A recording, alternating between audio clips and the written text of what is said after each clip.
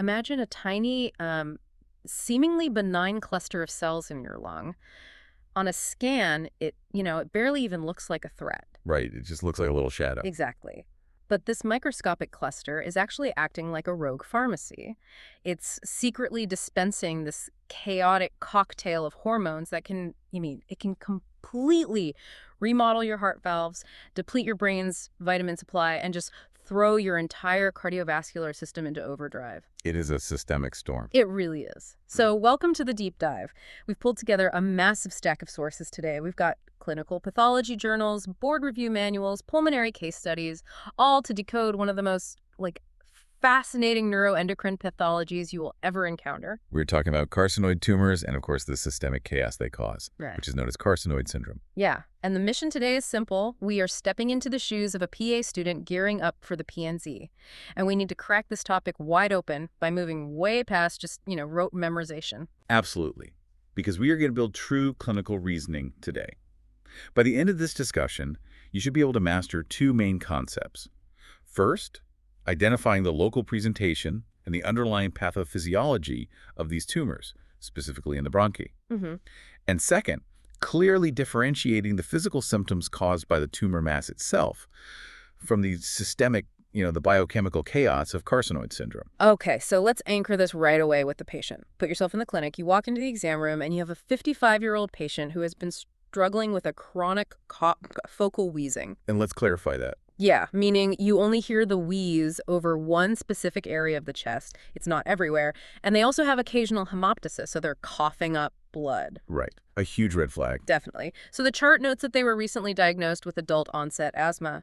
But the patient is incredibly frustrated because they've been hitting their albuterol inhaler for weeks, and it isn't doing a single thing to open up their airways. Now, when you take that history and you listen to those lungs, that specific combination of findings should make you immediately question that asthma diagnosis.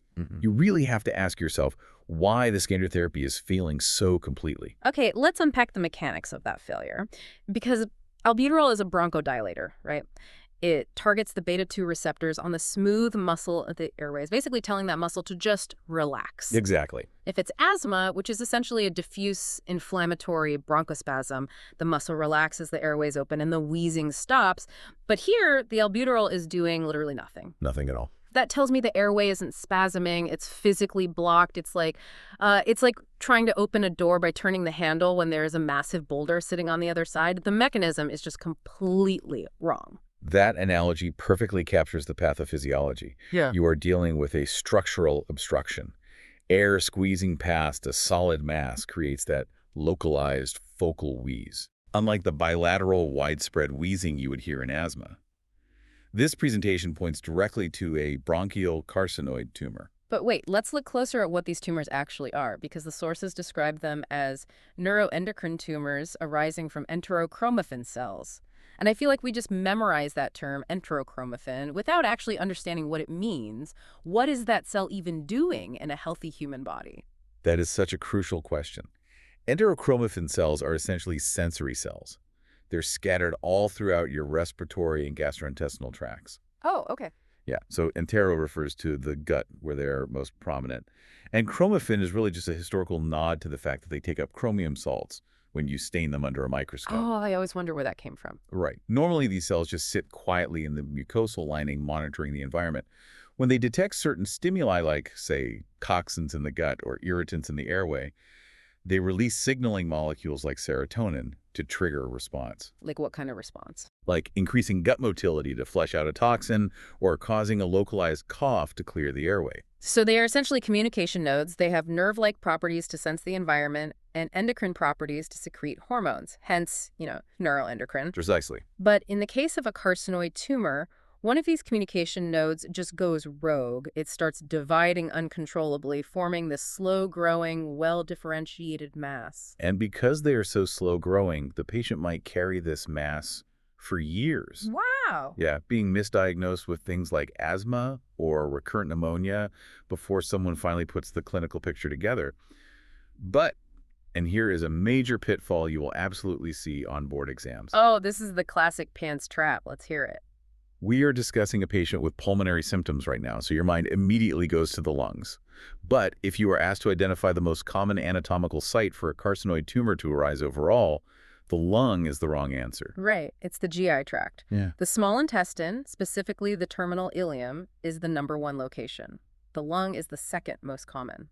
Yes. The distribution of these enterochromaffin cells heavily favors the gut. Now, let's talk about what happens when you finally decide to biopsy that pulmonary mass. Let's do it. If we look at the tissue under a microscope, we see a very distinct architectural pattern. The tumor cells arrange themselves in this sort of circular flower-like formation around a central hub. These are called rosettes. Rosettes. Got it. Right. And beyond just the visual pattern, the pathology reports will show that these cells stain positive for chromogranin A and synaptophysin. Which is high yield to remember. Super ideal. Let's break those down because they aren't just random words to memorize. Synaptophysin is a protein found in the synaptic vesicles of neurons. And chromogranin A is a protein found inside neurosecretory vesicles like the actual storage bubbles that hold the hormones. So when a tumor stains positive for these, it's essentially wearing the molecular uniform of a nerve cell that secretes hormones. That's a great way to put it. It proves we are dealing with a neuroendocrine origin. That molecular uniform is exactly what pathologists look for. And anatomically, when you do a bronchoscopy to actually visualize the airway, bronchial carcinoids usually present as pink or purple, incredibly well-vascularized central lesions. Which totally explains the hemoptysis. If it's this highly vascular mass just sitting in the middle of a major airway, just the friction of the patient coughing is going to cause those fragile tumor blood vessels to rupture and bleed. Exactly. So we've established the local problem. A slow-growing vascular mass obstructing an airway, causing cough, vocal wheeze, and bleeding. But the local obstruction is only half the story. Here's where it gets really interesting. It really does. Because this mass isn't just taking up physical space, it is actively manufacturing chemicals. The tumor cells retain their original ability to synthesize hormones, but they totally lose the off switch. They just keep pumping it out. Right. Depending on the specific mutation, the tumor can pump out massive amounts of serotonin, which is 5-hydroxytryptamine or 5-HT. Sometimes they even undergo genetic derepression. Right. Unlocking parts of their DNA that are normally silenced. Exactly. Suddenly, a lung tumor is secreting adrenocorticotropic hormone, ACTH, causing Cushing's syndrome, or antidiuretic hormone, ADH, causing SIADH. The endocrine hijacking is just profound. But let's focus on the most defining secretion, serotonin. Because this brings up an interesting physiological puzzle. Okay, lay it on me. We know the most common primary site for these tumors is the GI tract. So put yourself in the test-taker seat. If a primary tumor in the intestine is dumping enormous amounts of serotonin into the local blood vessels, why doesn't that patient immediately experience severe whole-body symptoms? Ah, okay. It comes down to the plumbing of the human body. Yeah. Venous blood from your intestines doesn't go straight to the heart. It gets funneled into the portal vein, which drains directly into the liver. And the liver does not mess around. No, it acts like an aggressive customs checkpoint. Yeah. As the serotonin-rich blood enters, liver enzymes rapidly metabolize the serotonin into an inactive byproduct. Furthermore, any rogue serotonin that somehow slips past the liver has to pass through the lungs next. And the pulmonary endothelial cells contain an enzyme called monoamine oxidase, or MAO. The MAO acts as a secondary filter, neutralizing the remaining serotonin. So by the time that blood hits the systemic arterial circulation, the serotonin has been completely dismantled. The hepatic first-pass metabolism is a phenomenal protective shield. The liver neutralizes the threat before it can reach the systemic circulation. But what's fascinating here is that shield has a fatal flaw. Oh yeah, it does. What happens if the primary GI tumor sends cancer cells circulating through that portal vein, and those cells take root and form metastatic tumors directly inside the liver tissue? Well, then the customs checkpoint is compromised from the inside. Those new metastatic liver nodules release their serotonin straight into the hepatic veins, and those drain directly into the inferior vena cava. Bypassing the whole system. Completely bypasses the portal filtration system. The serotonin is dumped straight into the systemic circulation, just free to wreak havoc. And that systemic flooding is what causes carcinoid syndrome. Now we are dealing with a systemic hurricane. Let's break down exactly what that looks like clinically. The hallmark symptom is intense episodic diarrhea. Why? Because you have unbound serotonin flooding the systemic circulation. Right, and it's binding directly to the 5-HT receptors in the smooth muscle of the entire gastrointestinal tract, causing violent hypermotility. And along with the serotonin, these tumors frequently co-secrete histamine and bradykinin. Histamine is a massive vasodilator, so the tiny blood vessels in the skin rapidly expand, causing severe episodic flushing. Usually across the face, neck, and upper chest, right? Exactly. And that sudden vasodilation also drops the patient's peripheral vascular resistance. Their blood pressure just plummets. And how does the body respond to that? To compensate for the sudden hypotension, the sympathetic nervous system kicks in, causing the heart rate to spike, so you get tachycardia. And histamine also triggers profound bronchoconstriction. Hang on, that means we now have two completely different mechanisms causing respiratory distress in the same disease. Right. You have the focal wheeze from the physical tumor mass acting like a boulder in the airway. But once carcinoid syndrome kicks in, the systemic histamine causes diffuse bilateral bronchospasm, adding a widespread wheeze on top of the localized one. It is a layered physiological crisis, and the cardiovascular system takes an even more insidious hit. High concentrations of systemic serotonin circulating in the blood have a highly toxic effect on cardiac tissue. It's basically remodeling the heart. Exactly. Yeah. Serotonin aggressively stimulates fibroblast growth factor receptors on the heart valves, prompting the cells to lay down dense, inflexible scar tissue. But the fibrosis isn't uniform, right? I mean, it almost exclusively destroys the right side of the heart, causing tricuspid regurgitation and pulmonic stenosis. Let's trace the blood flow to understand why, because this is so cool. Walk us through it. So the serotonin dumps into the vena cava from the liver metastases and hits the right atrium and right ventricle first. Those valves are bathed in a highly concentrated, toxic wash of serotonin. But then the right ventricle pumps that blood into the pulmonary artery and through the lungs. And what do we say is waiting in the pulmonary endothelial cells? Monoamine oxidase. Yes. The MAO enzymes in the lungs finally get their chance to break down the serotonin. So the lungs act as a chemical scrubber. By the time the blood leaves the lungs and enters the left atrium, the serotonin is basically gone. The mitral and aortic valves are spared. It's brilliant. The right side takes the damage because it's the first line of exposure. Following the anatomical pathways completely eliminates the need to just blindly memorize those complications. Exactly. You just follow the blood. But the tumor doesn't just damage tissue. It also fundamentally alters the patient's nutritional baseline. So what does this all mean for the patient's overall metabolic state? Let's talk about biochemistry. This is one of the most elegant yet devastating mechanisms we found in the literature. To survive, the human body needs to synthesize niacin, which is vitamin B3. Essential for cellular metabolism? Right. And to make niacin, the body relies on a steady supply of the amino acid tryptophan. Under normal circumstances, only about 1% of the dietary tryptophan you consume is converted into serotonin for normal nerve signaling. The rest goes toward making niacin and proteins. But a carcinoid tumor is incredibly greedy. It's essentially a supply chain pirate.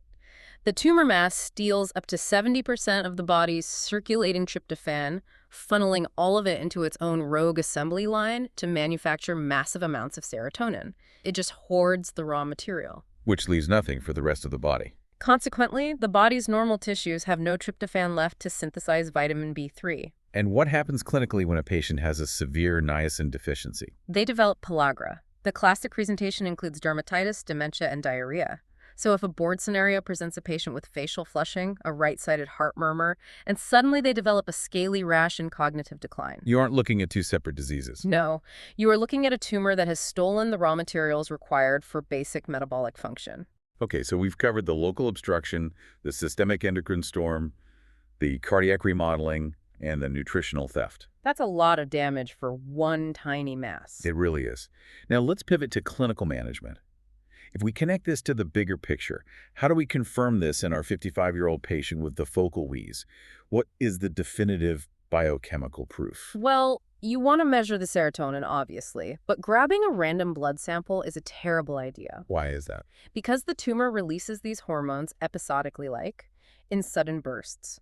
So a random blood draw might occur right between spikes, and the serotonin levels would look completely normal. You'd miss the diagnosis entirely. So how do you capture an intermittent problem? You measure the exhaust left behind over a long period. Serotonin is metabolized into a chemical called 5-HIAA, so you order a 24-hour urine collection. The gold standard. Exactly. Over a full day and night, every time the tumor spikes and releases serotonin, the liver and lungs break it down into 5-HIAA, which gets filtered by the kidneys and dumped into the urine.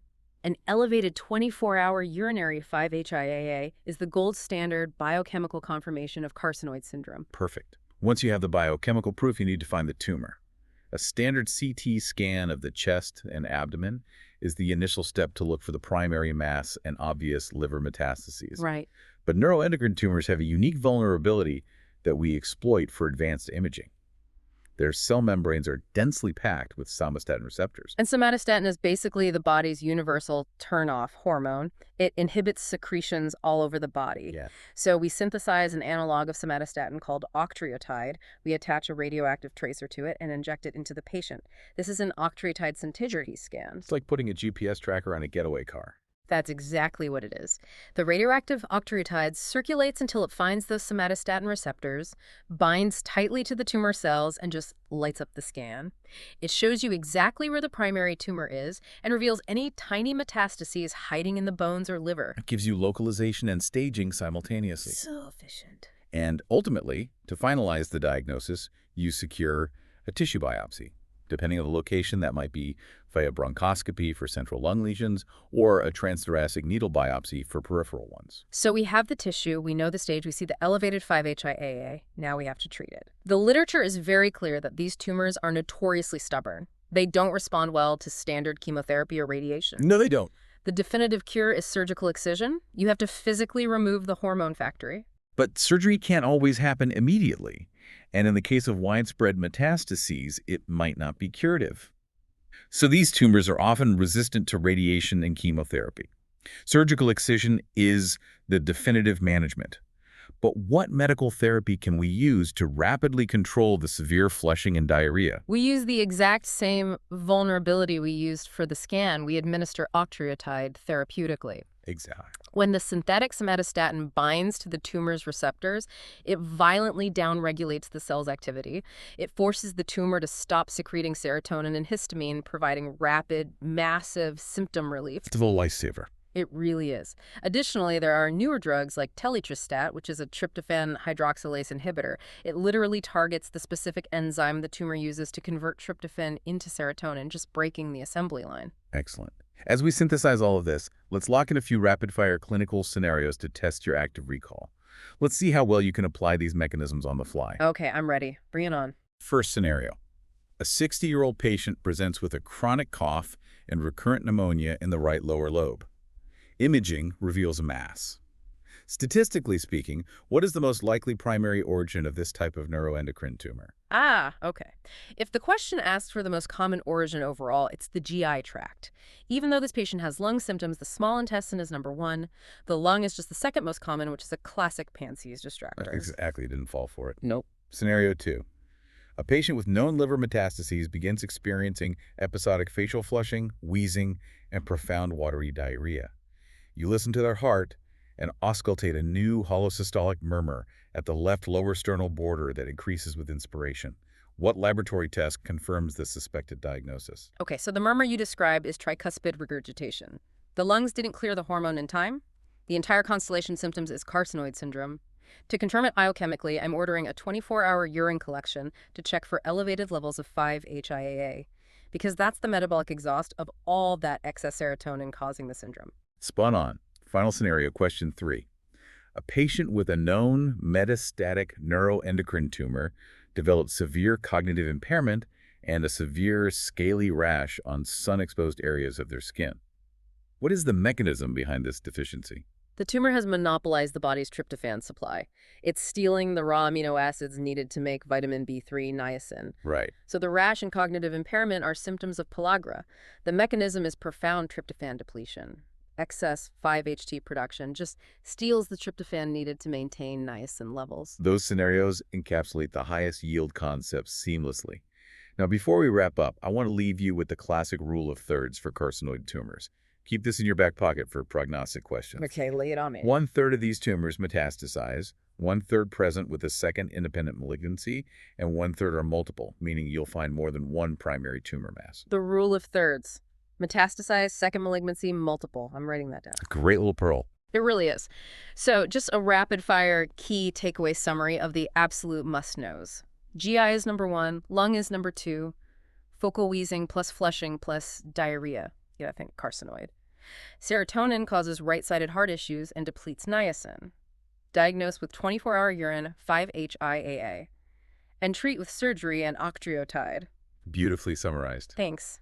Now, as we close the books on this topic, I want to explore something that wasn't in our board prep materials, but is absolutely fascinating to consider. Oh, what's that? We spent this whole time talking about how serotonin causes diarrhea and destroys heart valves. But from an evolutionary biology perspective, why is 95% of the human body's serotonin located in the gut rather than the brain? That is a great question. Right. Serotonin is actually one of the most ancient signaling molecules on Earth. It existed in single-celled organisms long before brains or nervous systems ever evolved. Wow. Early life forms used it to sense food and initiate movement. So think about how a tiny, slow-growing, well-differentiated cluster of neuroendocrine cells can fundamentally hijack the entire body's metabolism and cardiovascular system, from stealing your vitamins to restructuring your heart valves. Yeah. When a carcinoid tumor in the gut or the lung starts pumping out massive amounts of serotonin, it isn't just creating a random chemical imbalance. It is inappropriately triggering an ancient primordial survival pathway. That is so wild to think about.